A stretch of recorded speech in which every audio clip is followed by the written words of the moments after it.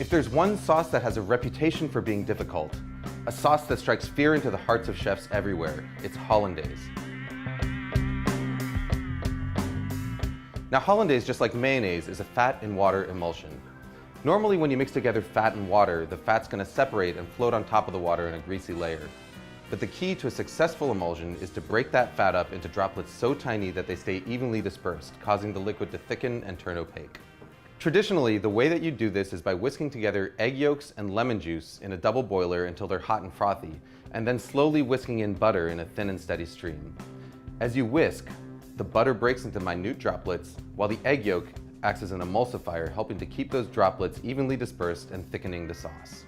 What you get is a creamy, smooth sauce with a rich texture and mild flavor that's perfect for vegetables, fish, and eggs. But there's a lot of ways it can go wrong.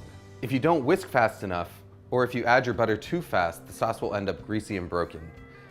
If you don't cook your eggs enough, it won't thicken properly, but if you cook them too much, you end up with broken scrambled eggs. The fact of the matter is, if you want to learn how to do it the traditional way, the road to perfect hollandaise is paved in broken sauces. But here's the good news. There's an alternative method that is completely foolproof, produces a hollandaise that's every bit as good as the traditional version, and takes about a minute start to finish. All you need is a small pot, a glass measuring cup, and a hand blender with a cup that barely fits its head.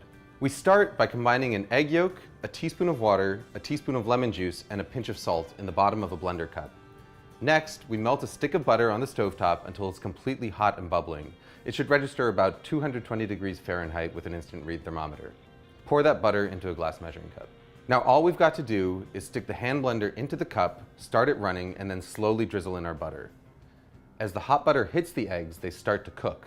By the time you've added all of your butter, about 30 seconds later, the eggs are fully cooked and you've got a smooth, creamy, hot hollandaise sauce that is completely indistinguishable from one made using the traditional whisking method. Hollandaise is at its best right when you make it, but if you want to store it, your best bet is to keep it in a small, lidded pot in a warm spot somewhere near your stove.